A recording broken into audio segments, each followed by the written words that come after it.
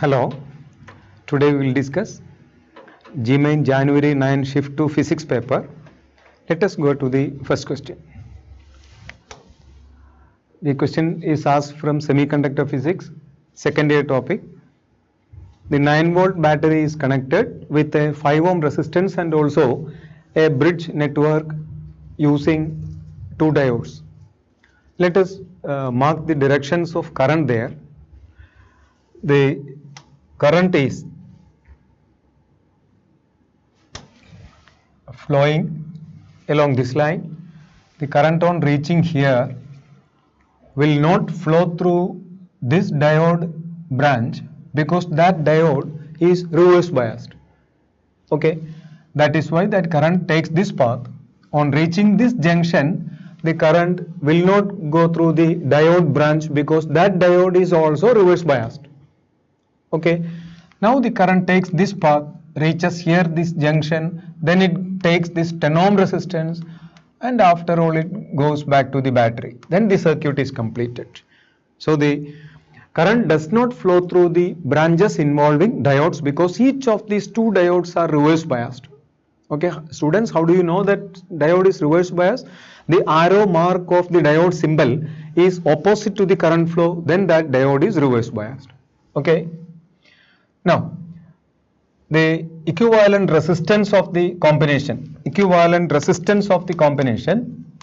of few resistances in the branch of the current will be 10 ohm, 5 ohm, and this 10 ohm and also this 5 ohm are in series because there is only one branch for current. All these 4 resistances are now connected in series.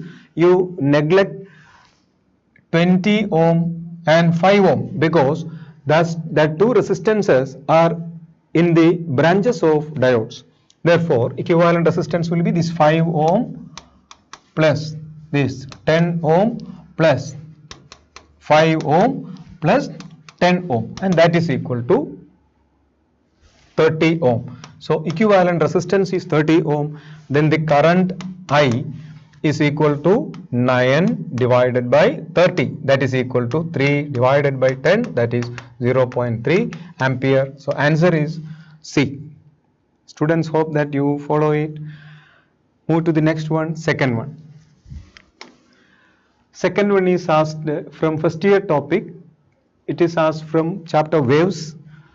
The wire of length L and linear density 6 into 10 power minus 3 kilogram per meter is under tension 540 Newton. 2 consecutive frequencies that resonance are 420 Hertz and 490 Hertz. Okay, then the value of L in meters is.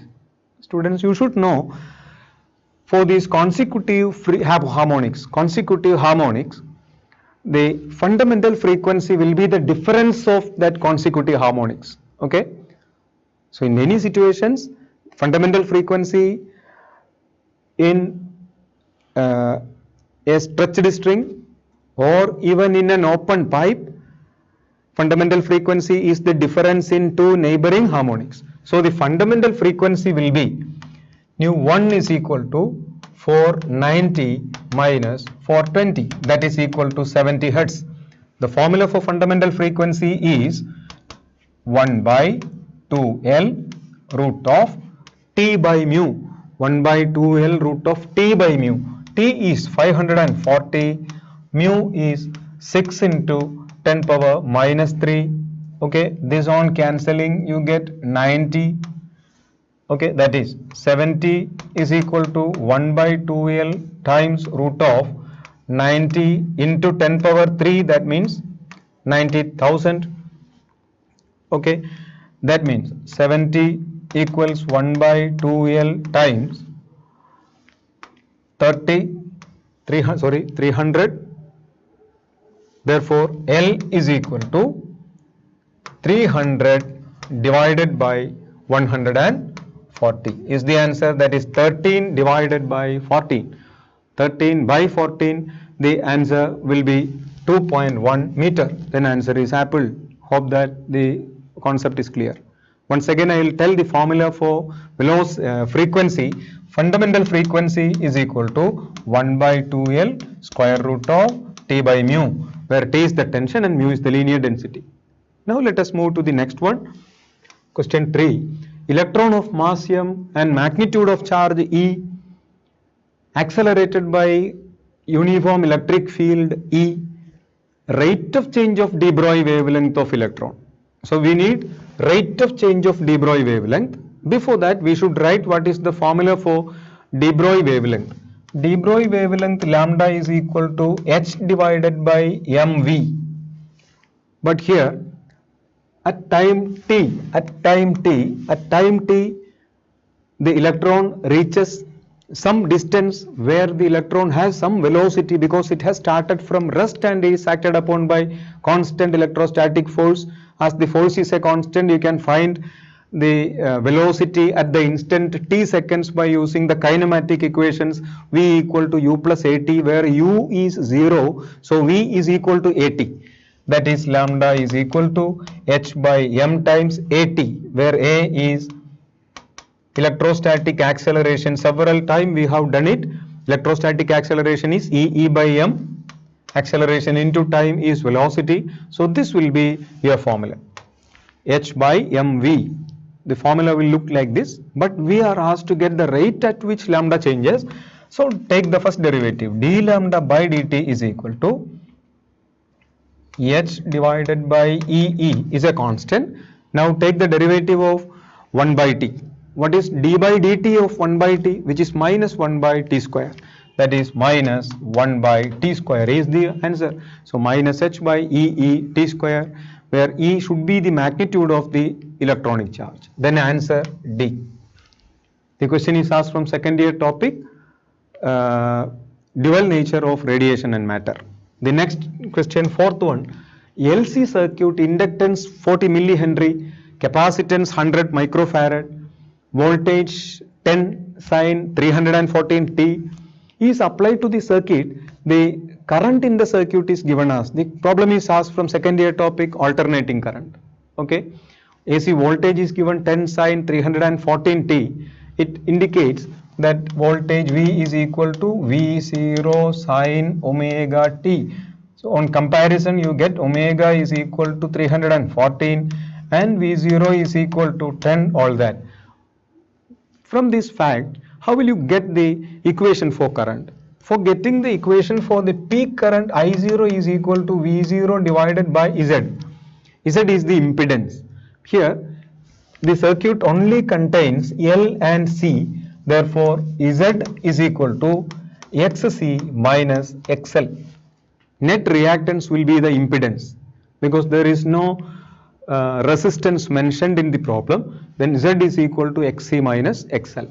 XC minus XL on calculating, XC will be 1 by omega C, XL will be omega L. Students, you please calculate omega C and omega L and substitute.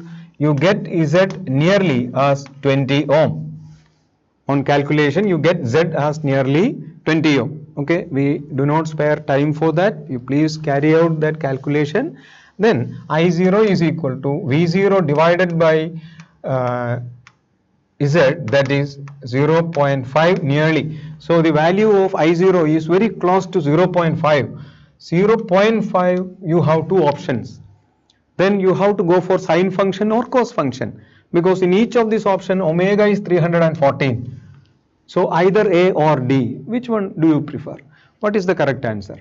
For that, you should know what is the phase angle between the supply voltage V0 sin omega t and the circuit current. In this circuit, when you go for the phasor diagram, the phase difference between voltages across inductor and capacitor, phase difference between voltages across inductor and capacitor is, the phase difference between voltages across inductor and capacitor in this situation, you can see that is by pi by 2. That means the sine function of the voltage is changed to the cosine function. So the answer should be option A, due to the phase angle pi by 2. The next one is the fifth one, question number 5. A small circular loop of conducting wire has radius A and carries a current I. It is placed in uniform magnetic field perpendicular to the plane such that it rotates slightly about its diameter. and released it performs simple harmonic motion of time period t. What is the mass of the loop m?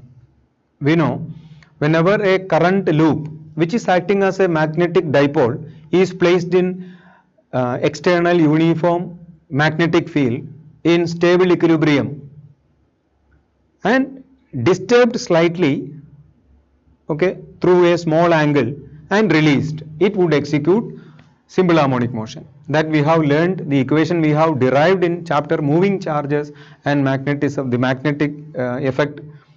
The formula for the time period is 2 pi root of I divided by mb, I divided by mb, where m here is the magnetic moment. Magnetic moment m is equal to current times area. Area is pi r square. Area of the circular conducting wire is pi r square. Then what is the moment of inertia I? Moment of inertia I. Moment of inertia I will be m r square by 2, because the loop or ring turns about the diametrical axis. Moment of inertia of a ring about the diametrical axis is mr square by 2. Moment of inertia of a circular ring, thin ring, about its central axis, symmetric axis, is mr square, as you know, but about its diametrical axis it is mr square by 2. So we have to substitute that. That means time period is equal to 2 pi times square root of m r square by 2. I substituted for I. Then moment is I into pi r square, then divided by b. Then this r square gets cancelled. 1 pi cancels, but pi that appears in the numerator, and this 2 cancels. The 2 also comes appeared in the numerator within the square root. So 2 comes there, pi comes there, m comes there, divided by IB. So square root of 2 pi m divided by IB. Which option is there? Square root of 2 pi m divided by IB. That answer is cat 2 pi m by IB. That answer is option C. That is question number 5 is over. The formula for time period of simple harmonic oscillations executed by a current loop which is acting as a magnetic dipole in external uniform magnetic field is 2 pi root I by mb. By heart it. This formula is very important. Let us move to the next one, sixth one. Two identical capacitors A and B charged to the same potential 5 volt are connected in two different circuits as shown in figure at t equal to 0. If the charge on capacitors A and B at time t equal to RC, we know t equal to RC is the time constant of RC circuit, the charges QA and QB respectively, then E is the base of natural logarithm that is mentioned in options. Okay, in the first picture you can see the capacitor is already fully charged. Now the capacitor is connected to the external circuit in having a resistance. Then the circuit finds a conducting path and tries to conduct the current. The current flows, which is the discharging current of the capacitor, in this direction shown by this arrow marks like this. But this, you can see this arrow mark of that current is opposite to the arrow mark in this diode. That means the diode undergoes reverse bias state. That means the current will not be passed. Diode is reverse biased, so there will not be any current here.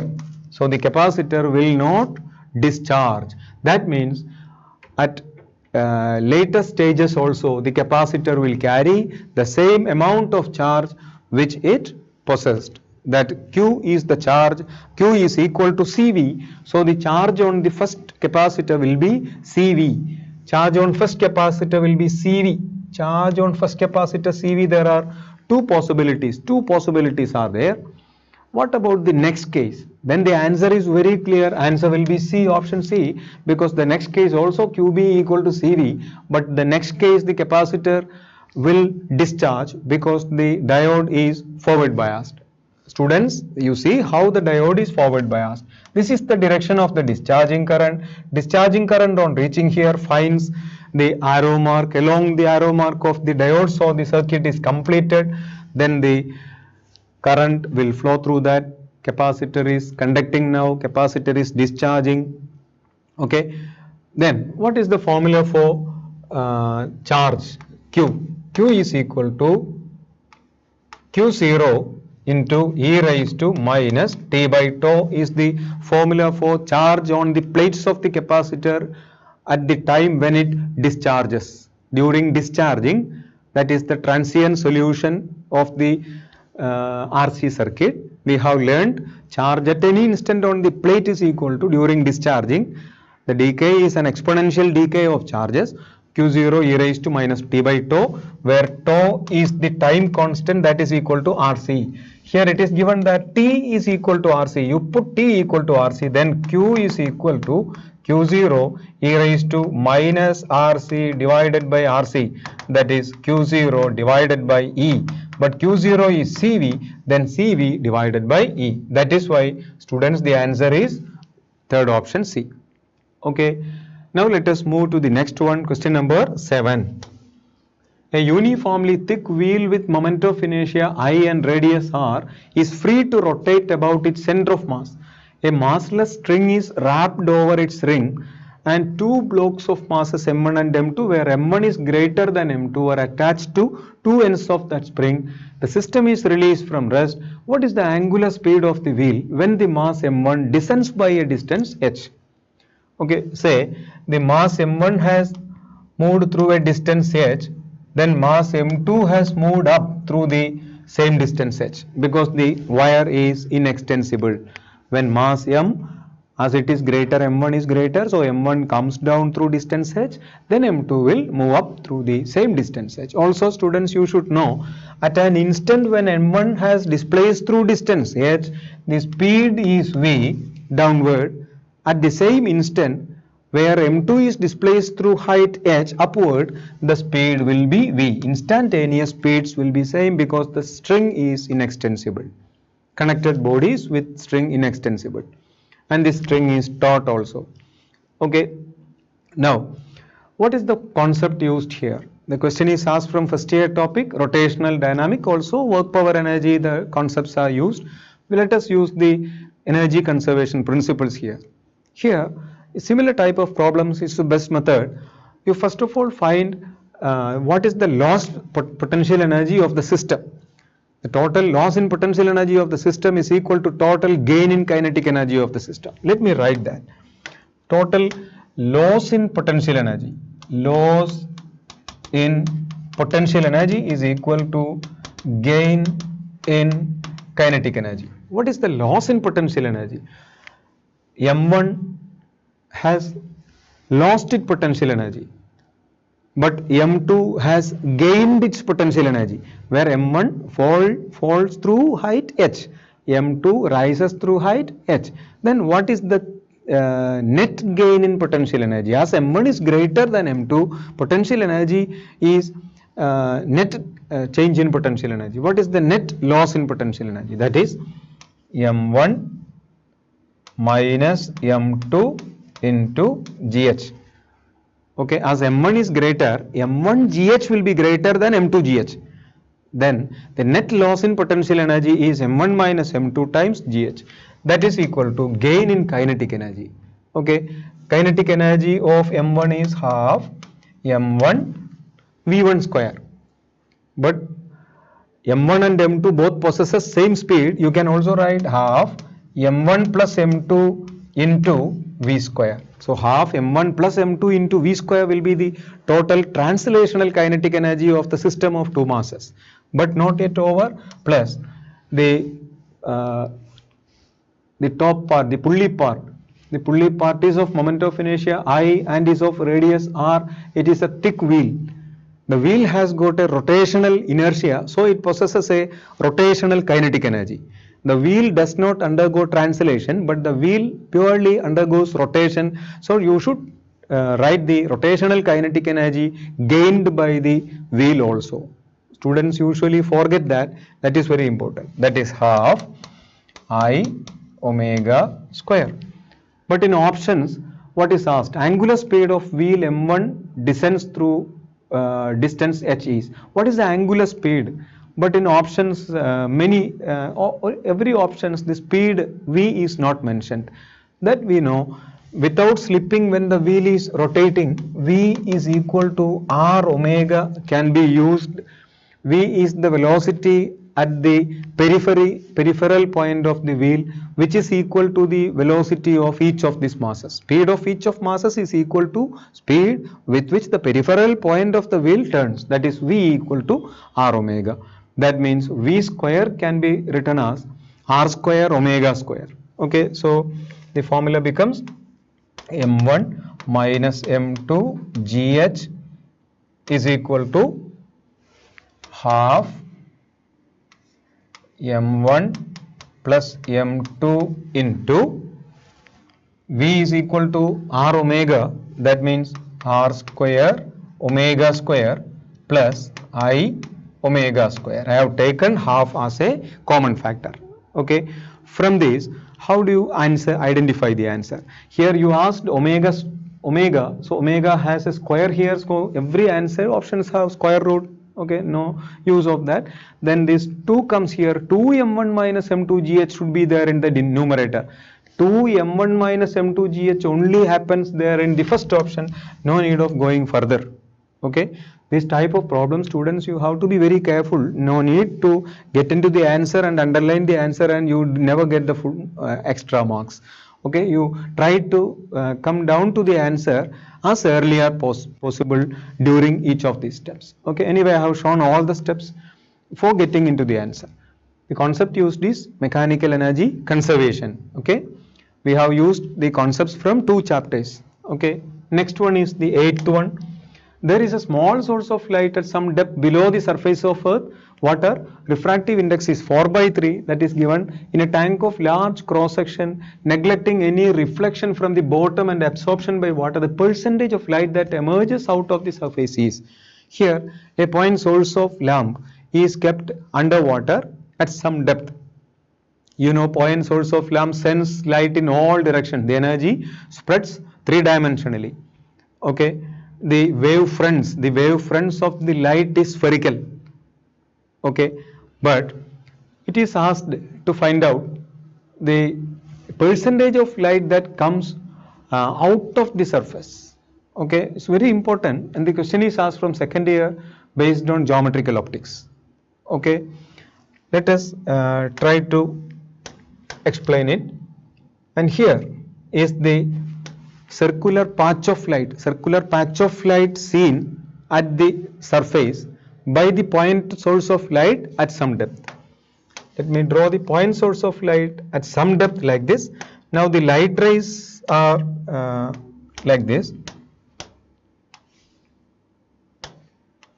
Rays of lights will now describe a light cone, so that the light comes out through the surface like this.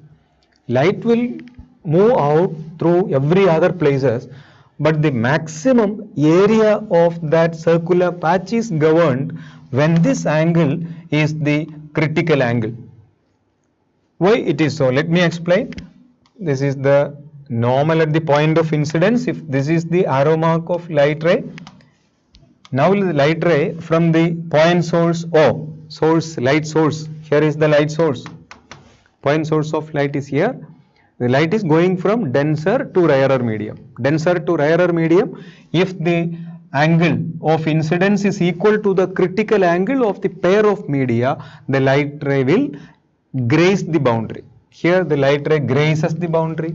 Here also grazes the boundary. So everywhere, 3-dimensionally, everywhere at the surface, everywhere in one plane, the light ray emerges everywhere. Okay, so that this angle, semi-vertical angle of this right circular cone is the critical angle. Okay, we know the relation between refractive index and critical angle. What is the relation between refractive index and critical angle? That is sin C is equal to 1/n. Here Sin C is equal to 1 by n is given. Diffractive index of water with respect to air is 4 by 3. So you got sin C is equal to 3 by 4. Okay. Now, how will you get the percentage of light coming out?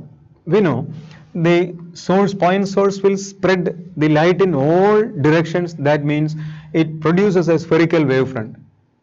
Okay. Then the fraction of light given by it to the outer world will be the energy coming out this much of area divided by the total energy. Okay, that will be the ratio of the solid angle subtended at the point O by this light cone and divided by the total solid angle of the sphere. Because this light spreads light in all directions, the solid angle of the sphere is 4 pi steradian. Now, the solid angle of this small part, this part we have learned while studying Gauss's law and all, while studying solid angle in first year also. The concept of solid angle is very much useful. Here the plane angle is C. If the solid angle described by this light cone at the point O is d omega.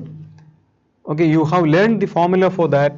The solid angle d omega is equal to 2 pi times 1 minus cos theta. And the students, those who do not know, please note it and by heart. The solid angle described is equal to 2 pi times 1 minus cos theta, where theta is the semi-vertical angle. Here theta is C. Okay, where theta is the semi-vertical angle, here theta is equal to C. Okay, now what is the percentage of energy coming out? That is equal to d omega divided by 4 pi. That is, d omega is 2 pi into 1 minus cos theta divided by 4 pi. That implies 1 minus cos theta divided by 2 is the answer. 1 minus cos theta by 2, then multiply by 100 to get into percentage. But we know what is sin theta. Here C refers theta. C refers theta. That is, sin theta is 3 by 4. As sin theta is 3 by 4, how do you get cos theta? From this triangle it is clear. If sin theta is 3 by 4, sin theta is opposite by hypotenuse, then what is cos theta from this? Cos theta is equal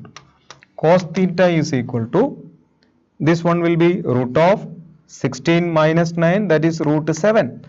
Adjacent side will be root 7. So cos theta is equal to root 7 divided by 4.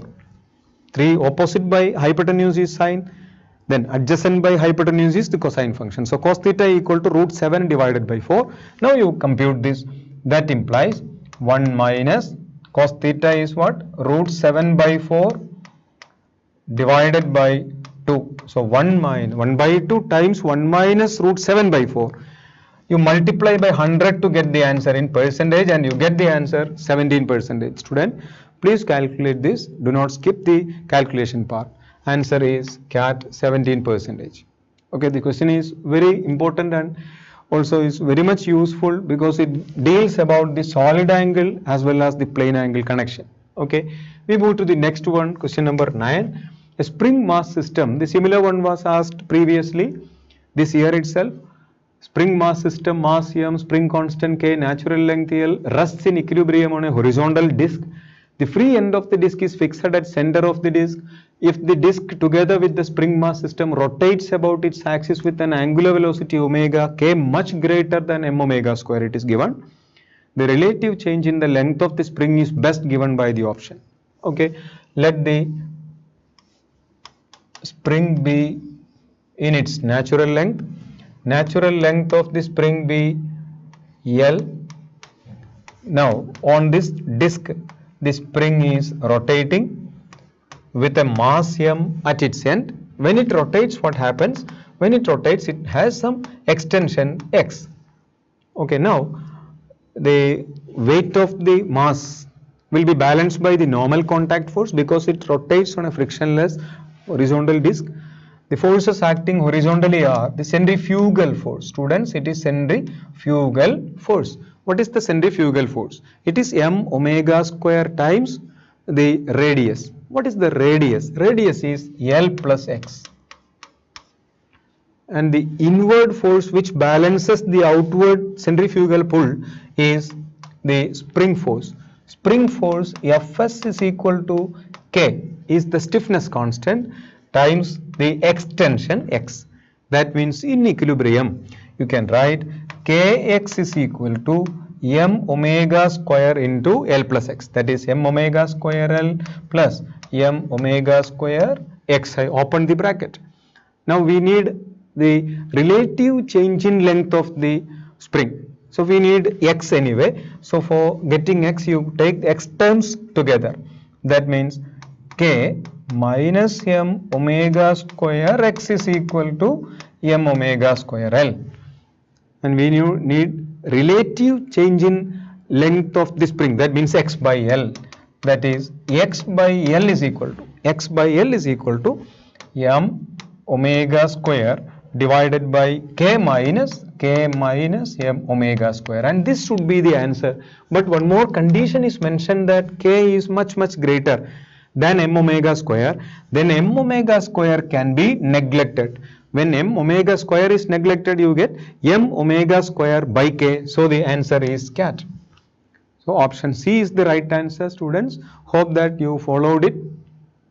Question number 10, the last class we also have uploaded that video, and in one of the question papers we saw the same question, only that this part was missing there, and the answer was m omega square by k minus m omega square was the right answer there. So questions are repeated many times. Okay, so we have to go for the solutions. It's very important.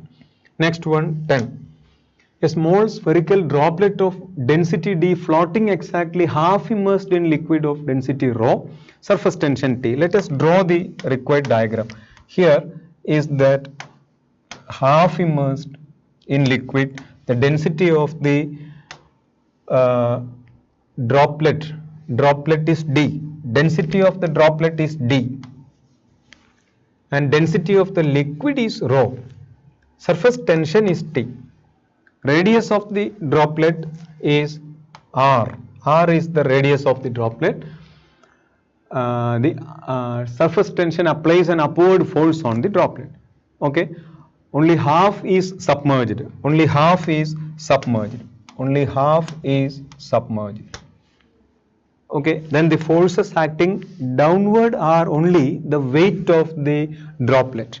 The weight of the droplet is its volume into density times acceleration due to gravity. The volume is 4 by 3 pi r cube. Volume into density is d into acceleration due to gravity. This much is the weight of the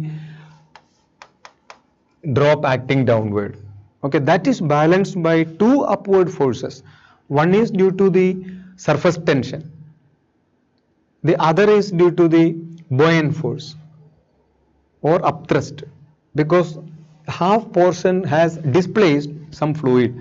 The displaced fluid has its weight acting in upward direction, that is called buoyancy, and the buoyancy is acting upward.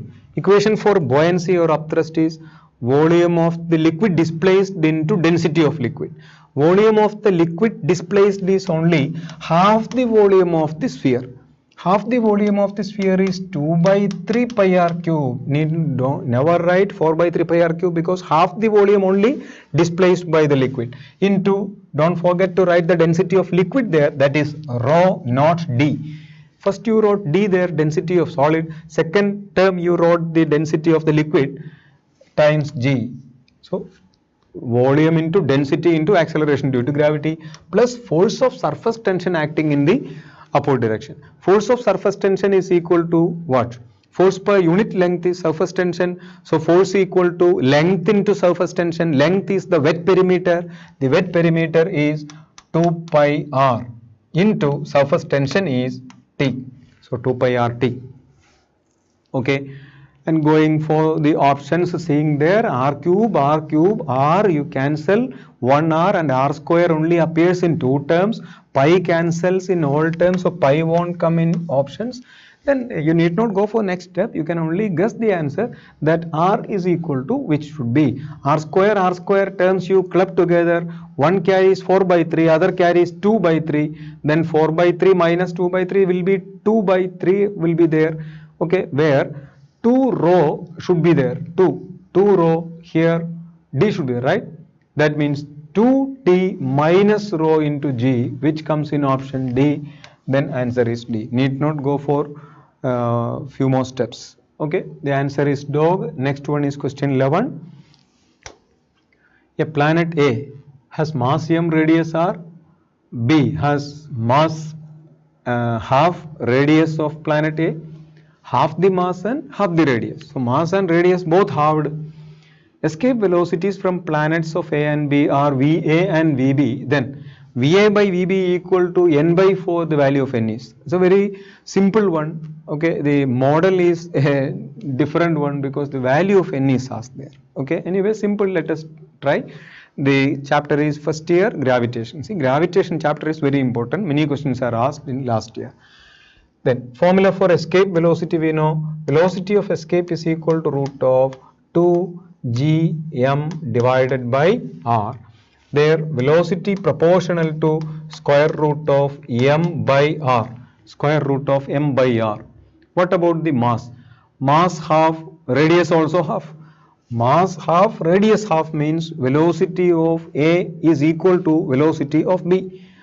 When mass halved, radius also halved, that two halves will get cancelled, so that VA by VB is equal to 1. But given what? 1 is equal to n by 4. That means n is equal to 4, option A. See, free mark you are getting, students. Like this you do it carefully. As mass and radius both halved and the equation has m by r a constant, so velocities will be same. Okay, next one 12.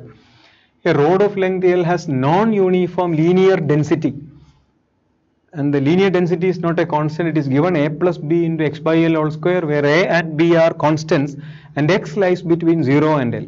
The value of x for the center of mass of the rod is set. So where the center of mass of the rod is lying, say the distance of the center of mass from one end, how the rod may look like? The rod may look like this. Approximately the rod may look like this. This may be one end, okay, and this may be x is equal to 0, this may be x is equal to L, and a and b are some suitable constants, okay, and x, which is the x coordinate of center of mass, will lie along this axis. Let this be the horizontal axis of that. Okay, now students, what should you do? Here the mass density, linear mass density is not a constant, it varies over length. Okay, then you have to choose a small strip there. The strip is of width dx, let it be at distance x from one end where x is equal to 0, let its mass be dm. Okay, then how do you get the mass dm? Dm is equal to mass of the small element is equal to mass per unit length into its length. Mass per unit length is given rho, its length is understood dx, so rho dx.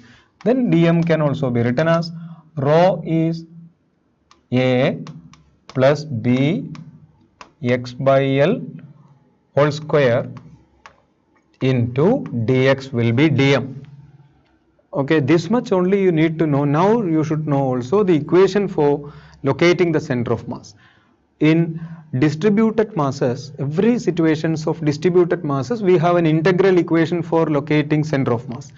The x coordinate of center of mass xc is equal to integral 0 to L x dm divided by integral dm, that also between the same limits.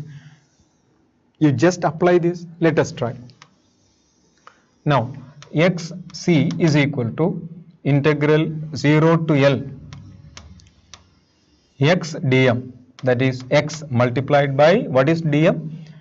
dm is a plus b x square by l square, because square appears here, times dx, divided by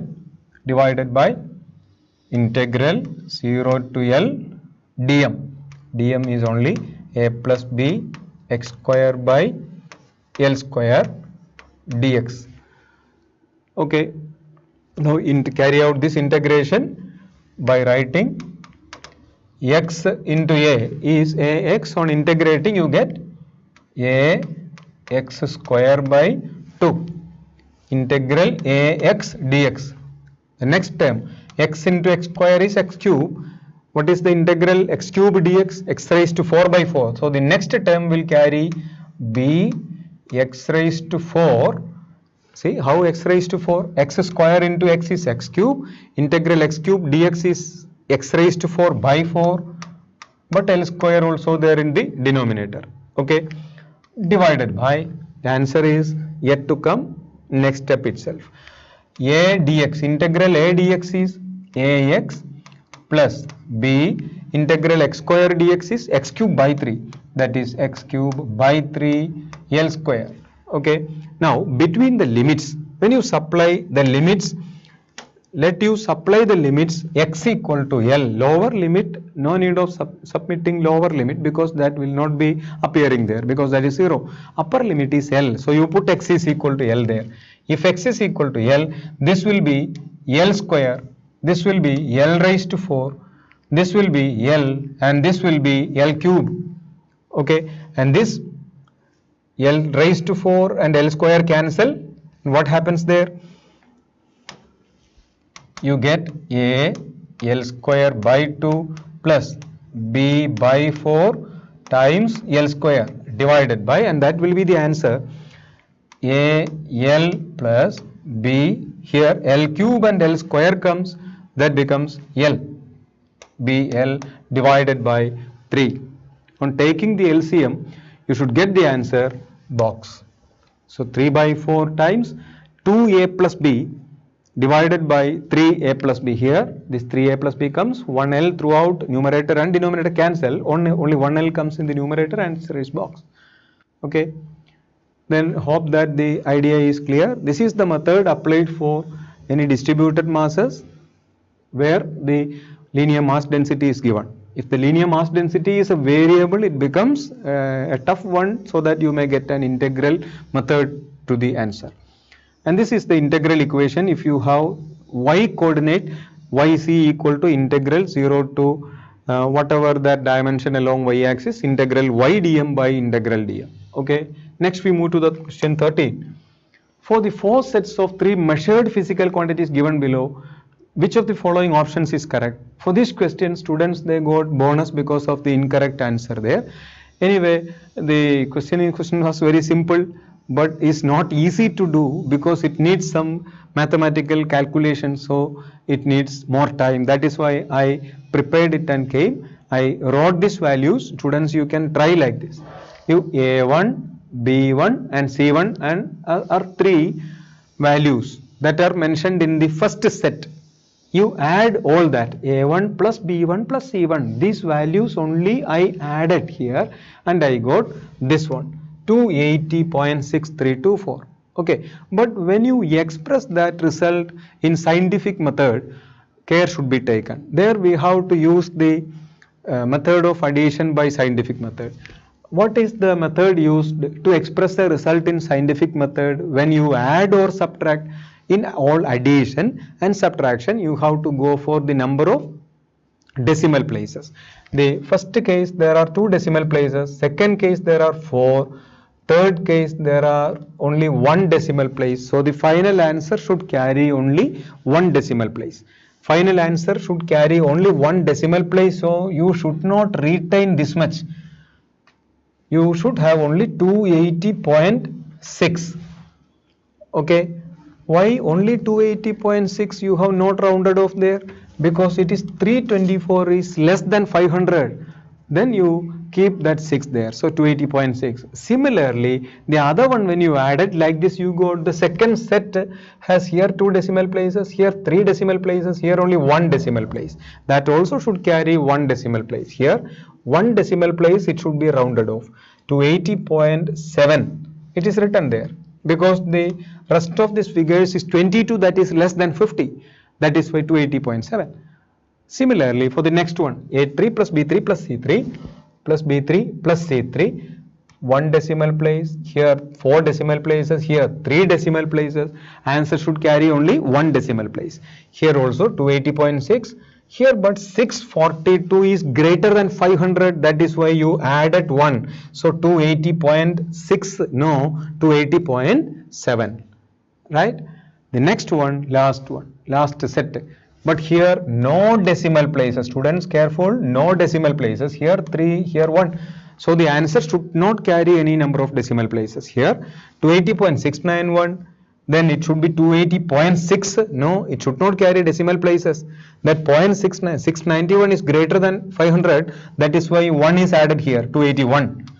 So which among the 4 is the biggest one? The biggest one is 281. So this is the biggest one. Biggest one is A4, B4, C4.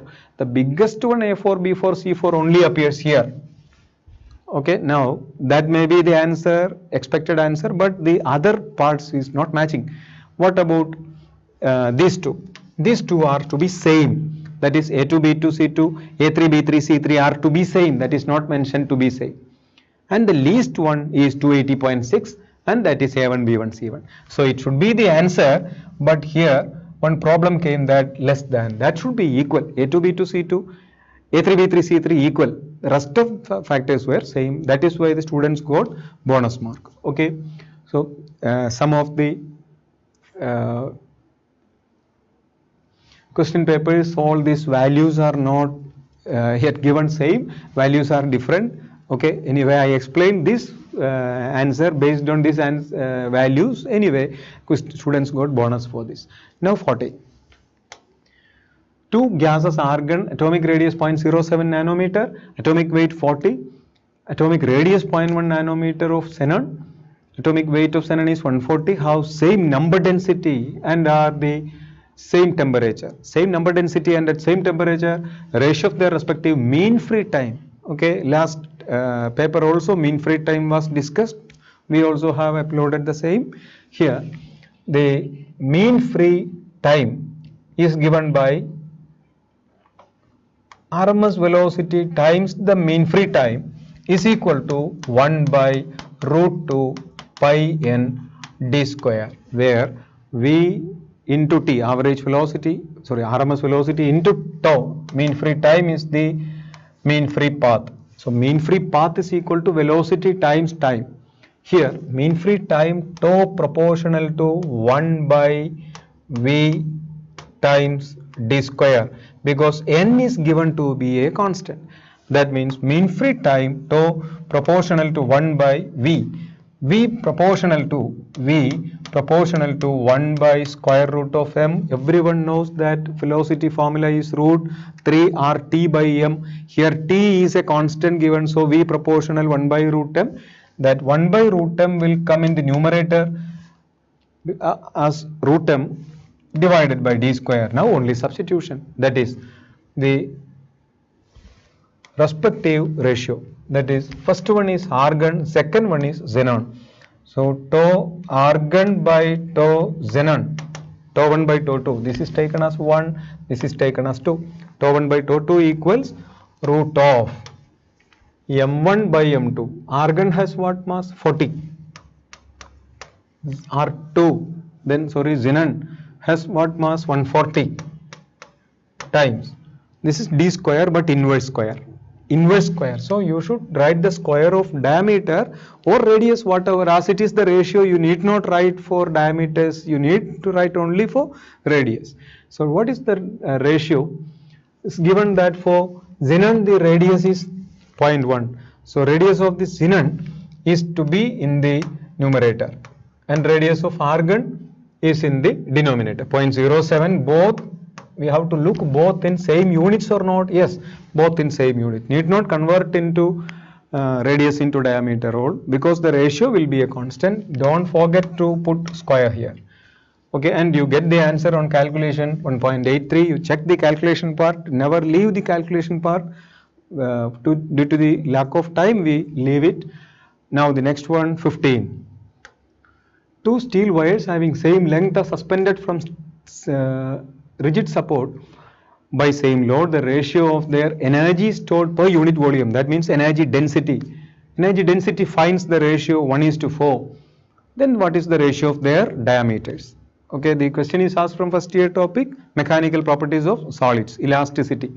The formula for energy density. Let me write the equation for that. Energy density is the easiest method in handling similar problems.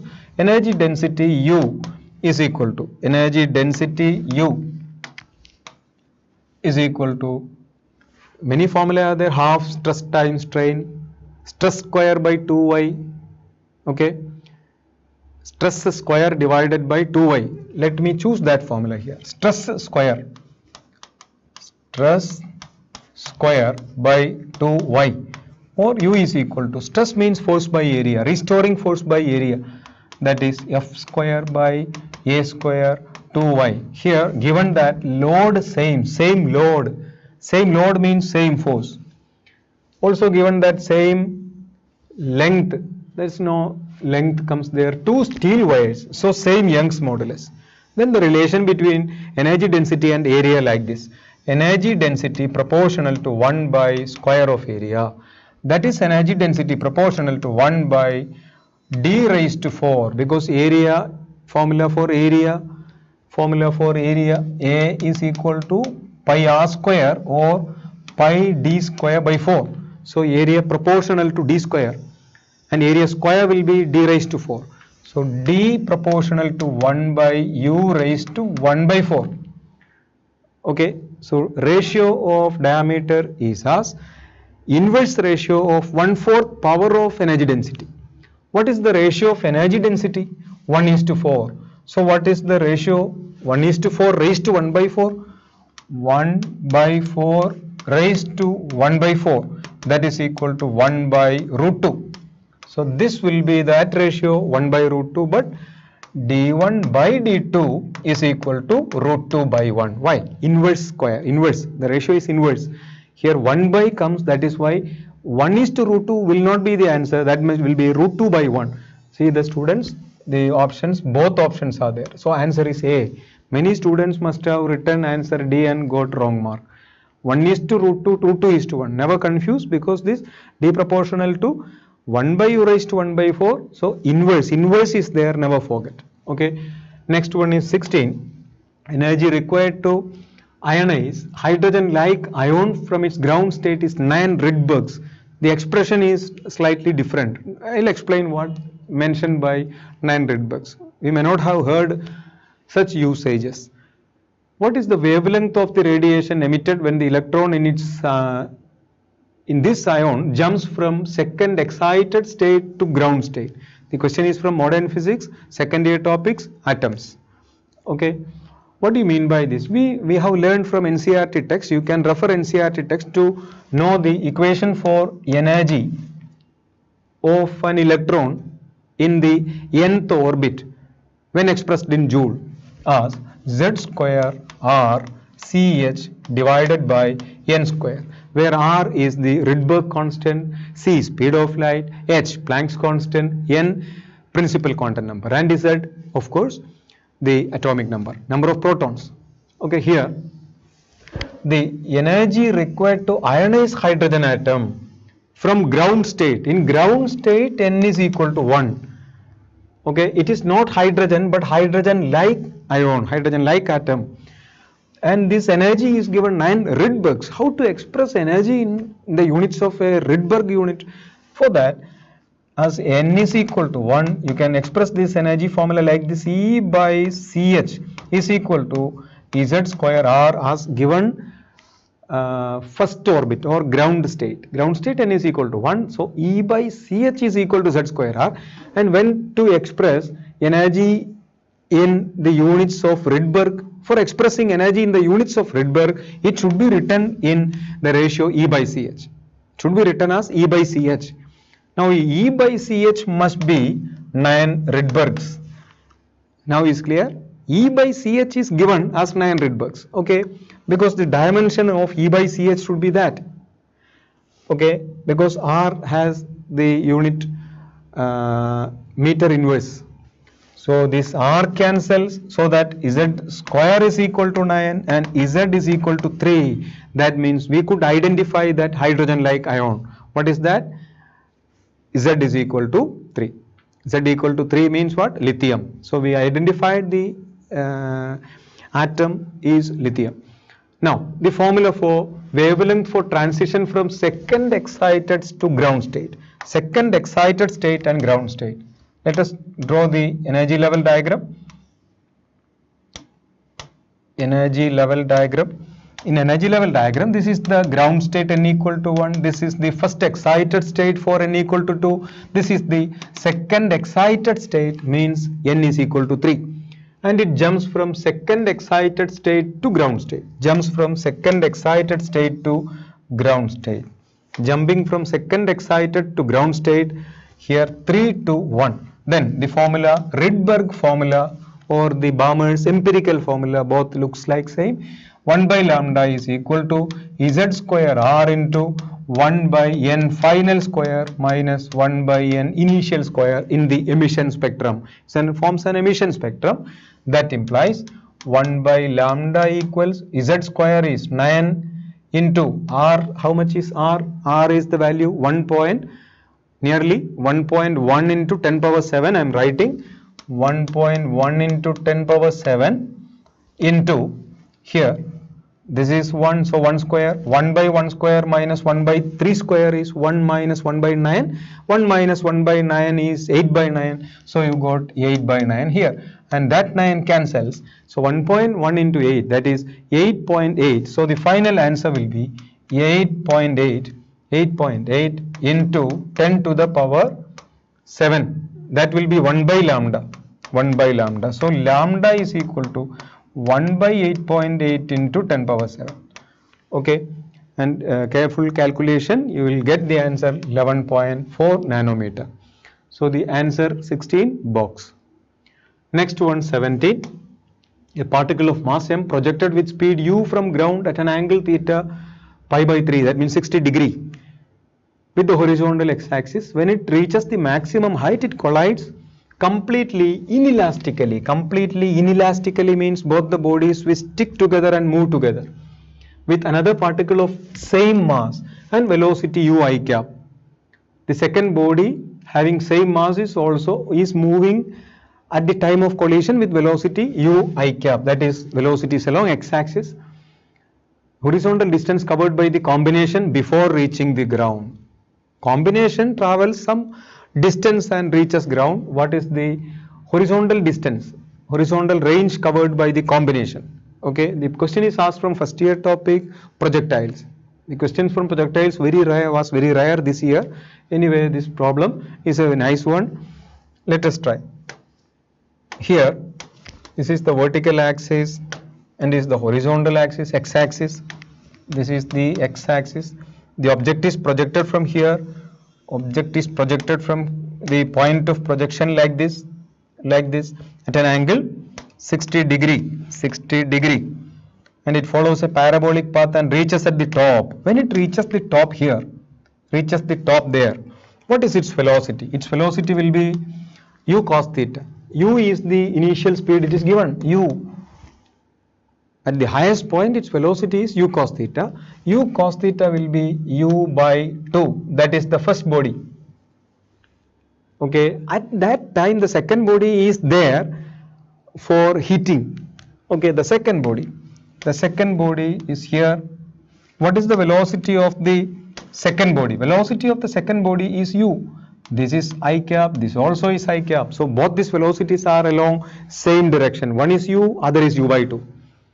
Okay, and sticks together. When sticks, the collision is perfectly inelastic collision. In perfectly inelastic collision, also every collision, as in every collisions, momentum is conserved, common velocity. Okay, last paper, 8th shift 2 also we did similar one. the collision is perfectly inelastic. So the energy, the common velocity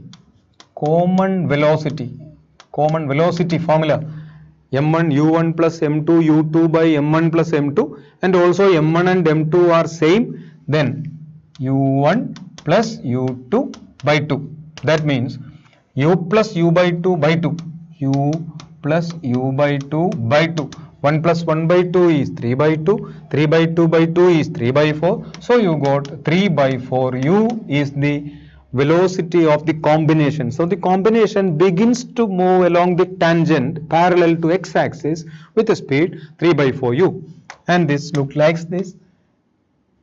The height from which it was moving as a combination is h max. H max is the maximum height reached by the first body. Okay, before sticking also it reached the maximum height. Okay, now what is this horizontal range? What is this horizontal range? That is asked. This is the horizontal range. So this much is this question. What is this distance? This x distance. X distance is equal to velocity times the time of flight. Velocity is what? 3u by 4 times time of flight is root of 2h max divided by g. Okay, then what is the formula for h max? That is equal to 3u by 4 times square root of 2 by g into h max. Everyone knows formula for h max. U square sine square theta divided by u square sine square theta divided by 2g, and here sine 60 is root 3 by 2, sine square 60 will be 3 by 4, and you will get the answer 3 root 3. 3 is there in the numerator, root 3 also comes in the numerator. Only one possibility, no need of further calculation. Answer is surely A. Okay, you may check, but you please check the rest of the calculations clearly. Okay, the next one is 18. An electron gun is placed inside a long solenoid of radius r. Second year topic, magnetic effect. Solenoid has n turns per length, carries current I. Electron gun shoots an electron along the radius of the solenoid with speed v. Electron does not hit the surface of the solenoid. Maximum possible value of the velocity. All symbols have usual meaning. Okay, it's not so easy because the picturization is little difficult. So you please take care. The observer, for me, the observer is watching this situation from here. Let this observer is watching from here, and this is the location of the observer. Okay, and here is this electron gun. Electron gun is here. Electron gun is inside the center along the axis. At center, a small electron gun is there, and huge coil is there having a big diameter. The current is flowing along this sense, it is shown by the arrow mark. So the field due to the solenoid is along the axis, direction given by right hand rule. The thumb will point along the field, so the field is directed upward. The field is directed upward. The field is directed upward. So the field here is directed upward. Okay. Now, the observer watches it from below upward. Will watch only that circular cross section. Students, is it clear? Circular cross section. That part I will draw here like this. This is that circular cross section. The observer watches from below. When observer watches that tube, he watches only the circular cross section. Okay, and electron gun is at the center. Electron gun is at the center. Okay, the magnetic field is here directed upward. That means here magnetic field is directed inward. The magnetic field is directed inward. Okay, and the electron gun shoots. What is the direction in which magnetic force acts? That is given by Fleming's left hand rule or right hand screw rule. Fleming's left hand rule I am using here. Forefinger is the direction of magnetic field. Middle finger is that of the velocity. Thumb is on force. Forefinger, magnetic field inward. Middle finger, velocity. If the velocity is towards right, suppose along radius the velocity is towards right, say the velocity is towards right. So the beginning, the electron is triggered along positive x-axis with velocity v, like this. Magnetic field is inward, then the thumb will show the upward direction. So the magnetic force is acting in the upward direction, so that the charge will describe a circular path here. Charge will describe a circular path, and also it is given that the electron, it does not hit the surface of the solenoid.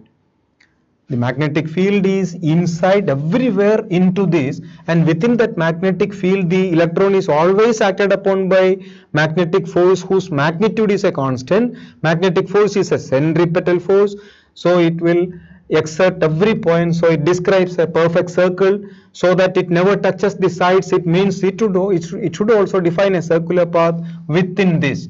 That means what should be the path of this? The path of the electron should be approximately like this. Path of the electron should be approximately like this. Okay, now it has come exact. This is the path. The charge will describe like this, a path like this, so that the radius is r divided by 2.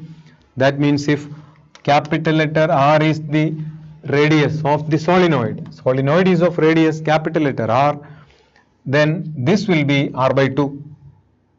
Okay, radius of the charge will be half the radius of the solenoid. So radius of charge is the half the radius of the solenoid. That is the basic concept here. Students, those who fail to find that relation will not get the correct answer. Okay, now what is the formula for radius? Another concept. Listen, radius R is equal to mv divided by qb. And here the formula for radius, where R is the radius of the circle, R is the radius of this circle, and that should be capital R by 2. That means this should be replaced by capital R by 2. Then what is the velocity? That is v is equal to EBR divided by 2mv. EBR by 2mv is the answer, but nowhere B is seen. You replace B. That is E by 2mv into B is mu 0 Ni. So E times mu 0 NIR. E times mu 0 NIR divided by 2mv should be the answer, where V is not there, sorry, because V is asked, we have taken to the left side. So E mu 0 NIR by 2m is V is here, we have taken here, V is asked. So E mu 0 NIR by 2m, what is the option? E mu 0 NIR by 2m. See, the options are also really confusing, because E mu 0 NIR by m by 2m. Okay, so it's a very good one, you try. Okay, the direction of rotation is not exactly shown. I have not taken into account electronic charge negative. I have only took the magnitude of the electronic charge. The direction of a rotation of a negative charge is opposite to that of a positive charge. I have shown the direction of rotation of a positive charge. I have not taken the sign because that is not relevant here. Here, of course, that electron should have rotated downward, no problem, downward, but the concept is here correct. Okay, anyway, the charge, I assume the magnitude of electronic charge only, okay. Then the next one is 19th one. A particle starts from origin at t equals 0, initial velocity 3 I meter per second, xy plane with constant acceleration given. X coordinate of the particle at instant when y coordinate is 32 meter is d meters. The value of d is, when y coordinate is 32 meter, what is the y coordinate? The particle is moving in xy plane with initial velocity only along x-axis. Then y direction there is no initial velocity. Let us find out the y coordinate. Y coordinate is equal to body is moving with constant acceleration. You can use ut plus half at square, but u is 0, uy equal to 0, y direction no initial velocity, so only you use half into ay into t square. That is, y value is given 32, half into ay. What is the value of ay? Ay is 4 meter per second square only, because that only comes in j cap. So half into 4 into t square, so that you get this 4 and 2 cancels, and t square equal to 16, t is equal to 4 seconds. It's very important to get time, after which the y coordinate is 32. Now let us choose the x coordinate. X coordinate, x is equal to uxt plus half ax t square, that is equal to ux is not 0, but ux is given 3 I cap. So 3 into t is given 4, don't forget to multiply with time 4, plus half into ax is given 6, 6 into t square is 4 square 16, that means 12 plus this 2 comes 8 into 6 48, the answer will be 60. So option C is the right answer. Move to the next one, 20th one. A plane electromagnetic wave is propagating along I plus j by root 2. The direction of propagation is I plus j by root 2, means it propagates in xy plane. Question is from second year topic, electromagnetic waves. With its polarization along z-axis. Polarization means its electric field is polarized along z-axis. Electric field is varying along z-axis. The correct form of magnetic field of the wave should be, only you should be aware of the direction conventions. Okay, for that, say this will be along x-axis, this will be along y-axis. This is along x, this is along y. Now, what is the direction of propagation? This is the direction of propagation, because the magnitude is I plus j by root 2, 1 by root 2. So direction is I plus j by root 2, means that the direction of propagation is along the angle bisector of xy plane, so that this angle must be 45 degree. This is 45 degree. So this will be the direction of propagation of the EM wave. As we know, the equation for Poynting vector, P is equal to E cross B by mu 0. The propagation should be perpendicular to both electric field and magnetic field. It is given that electric field is along z-axis. Electric field vector is along z-axis. See, electric field vector is along z-axis. So electric field is along z-axis. Electric field is already perpendicular to electromagnetic wave. Electric field is already perpendicular to electromagnetic wave. Say P refers to direction of electromagnetic wave. So E is perpendicular to P. Now B also should be perpendicular to P. Then B also should be perpendicular to P. Then only possibility is that either along this line or along this line. Magnetic field should be perpendicular to this electromagnetic wave, means that either along this line or along this line. Which among is permissible? For that we can use right hand screw rule. Right hand screw rule tells that the wave should be moving from perpendicular to E and B. That means turn a right handed screw from E to B, then thumb will show the direction of the Poynting vector that is there. That means if electric field is along outward, see students, easiest method for getting the answer, electric field is outward, normally outward, dot, electric field polarization, normally outward, magnetic field downward, only that thumb will be along the wave, is an easy method. Otherwise, how it would have been? Electric field is outward and electric field is outward. If magnetic field is upward, the thumb should have been downward. That means wave should have been downward. But the wave is upward, so this is the only possibility. That means this is the right answer. This means what? This is x and this is negative y. So it should have plus I and minus j. So magnetic field should be expressed in plus I and minus j. Magnetic field plus I minus j. This can be there. Plus I minus j. This cannot be there. This also cannot be. Then only one possibility. I minus j by root 2 cos omega t minus k I plus j by root 2. Why this minus has come there? Minus has come because this is along positive axis. The wave is propagating along plus x and plus y, first quadrant, right? Then we move to the next one, 21. 21 onwards we have the integer type, starting at temperature 300 Kelvin, 1 mole of ideal diatomic gas gamma 1.4 first compressed adiabatically from volume V1 to V2 equal to V1 by 16. It is then allowed to expand isobarically to volume 2V2 if all the processes are quasi-static and final temperature to the nearest integer is. Let us draw the required diagram here. Let be the PV graph. PV graph. First of all, it started from here and the process is an adiabatic one, so it should be a steeper hyperbola like this. And here the volume is V1. Here the volume is V2. V2 is V1 by 16. This is V2.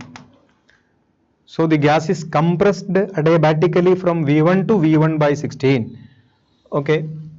Now let the temperature here be T1. Let the temperature here be T2. Then you can find T2 if T1 is known. T1 is given as 300 Kelvin. Equation of state of the thermodynamic process, which is an adiabatic one, is T2 by T1 is equal to V1 by V2 raised to gamma minus 1. That is, T2 is equal to T1 into 300 into V1 by V2. What is V1 by V2? V1 by V2 is equal to V1 by V2 is equal to V1 by 16.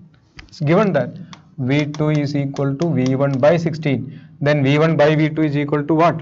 16. That means 16 raised to gamma minus 1. Value of gamma is also given 1.4. Gamma minus 1 is 0.4. 0.4 can be written as 2 by 5. 0.4 can be written as 2 by 5. So 16 raised to 2 by 5. That can also be written as T2 equal to 300 into 16 can be written as 2 raised to 4.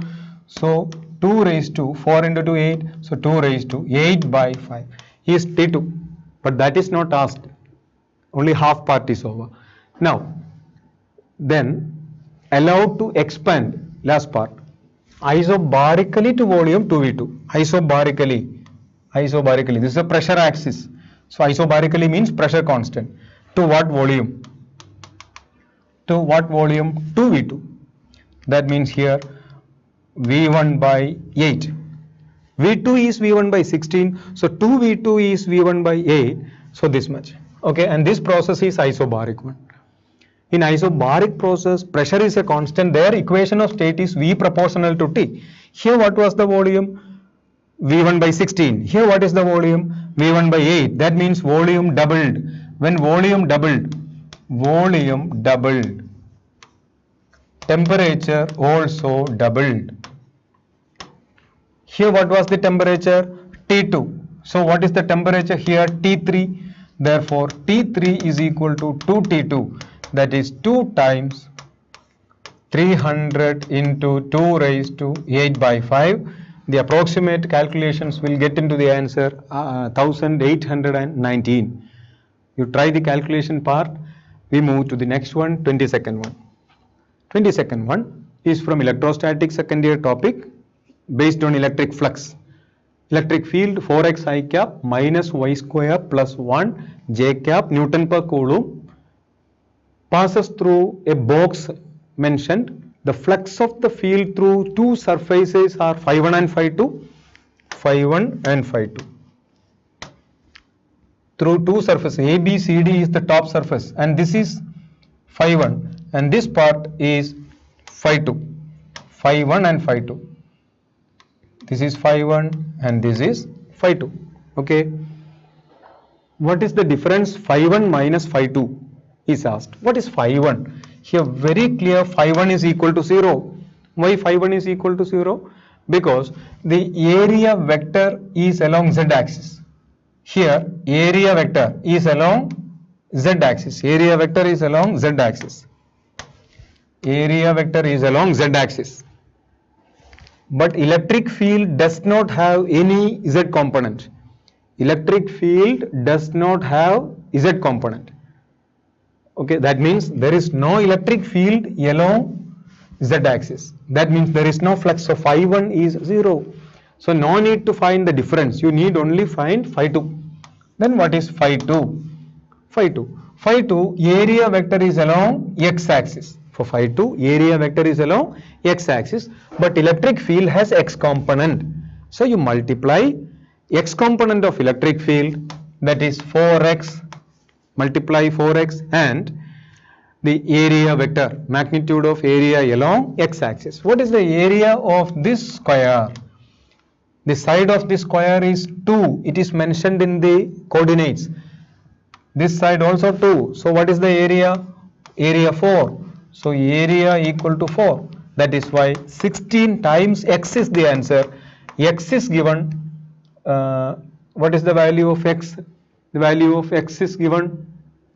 The value of x is given as 3. That is 16 into 3 is equal to 48. Then the answer is 48. So the question is very simple one. It is asked from second year topic electrostatics. Okay, now next one, 23rd one. In a meter bridge experiment, S is a standard resistance, R is the resistance wire. It is found that balancing length is 25 centimeter, R is replaced by wire length and half diameter.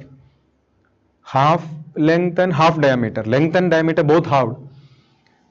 Same material, then balancing length will be. Okay, this question is from second year topic current electricity. Balanced Wheatstone bridge balancing condition can be written like this: R divided by S is equal to L by 100 minus L. L is given 25. 100 minus 25 gives 75. That means cancellation, you get 1 by 3. Okay, R by S equals 1 by 3.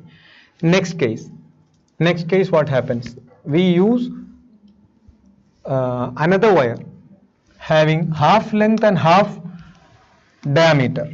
That means R is equal to rho L by A. R is equal to rho L by pi d square by 4. Length halved,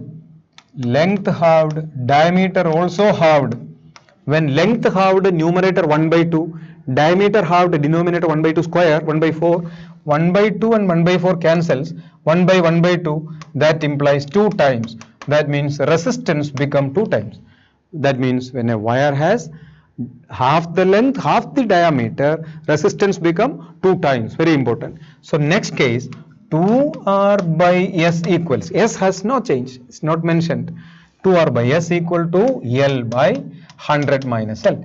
Here R by S is known to us as 1 by 3, so 2 into R by S is 1 by 3, so 2 by 3 equal to L by 100 minus L. That is 200 minus 2L is equal to 3L.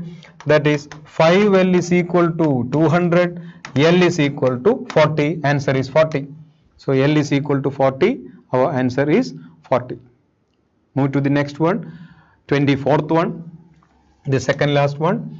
The circuit shown below is working as 8 volt DC regulated voltage source. When 12 volt is used as input, the power dissipated in milliwatts in each diode is, considering both the Zener diodes are identical. Question is from semiconductor physics. 12 volt supplied and all these components are in series. So what happens? This combination takes 8 volt. That means this takes 4 volt. This Zener diode also takes 4 volt. Here 4 plus 4 8 is given 8 volt there. Then 4 volt is remaining. Out of 12 volt, 8 volt is dropped across the Zener. So 4 volt is remaining. Out of 4 volt, 2 volt is taken by 200 ohm. Another 2 volt is taken by the second 200 ohm. Using this fact, you can find out the current through the circuit. Current through the circuit is equal to voltage across any resistor divided by its resistance. Voltage across any one resistance is 200 divided by the resistance. Voltage is 2 volt. Voltage is 2 volt divided by its resistance is 200. That is 1 by 100 ampere. That is 10 power minus 2 ampere. That is 10 power minus 2 into 10 power 3 milliampere. That implies 10 milliampere. So the current is 10 milliampere. The current is 10 milliampere. Okay. Now, what is the voltage at any Zener diode. Voltage at any Zener diode is 4 volt. Voltage at any Zener diode is 4 volt. That means power across Zener is equal to current through Zener into voltage across Zener. Current through Zener is 10 milliampere. Voltage is 4 volt. That means 40 millivolt is the answer. So answer in millivolt is 40 millivolt is the right answer. Move to the next one, the last one. 25. In Young's double slit experiment, 15 fringes are observed in a small portion of screen when light of wavelength 500 nanometer is used. The formula for bandwidth beta or fringe width beta is equal to lambda capital D by small d. Capital D is the distance between double slit plane and screen. Small d is the separation between two slits in double slit, S1 and S2. Beta is the bandwidth or fringe width, lambda is the wavelength of the source used. Okay, and also the distance from central bright band in YDSE to the nth bright band, x is equal to n beta. That means x is equal to n lambda d by d. These many factors are necessary in answering this. Question is from wave optics second year.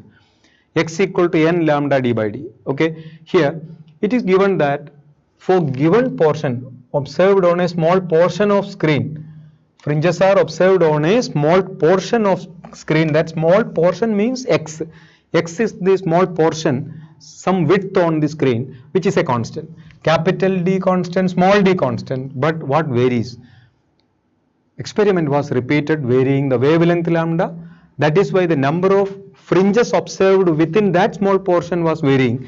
That means n lambda is a constant. That is n1 lambda 1 equals n2 lambda 2. So lambda 2 is equal to lambda 2 is equal to n1 lambda 1. What is n1? n1 is 15. What is lambda 1? Don't confuse. n1 is 15, lambda 1 is 500. 500 divided by n2. What is n2?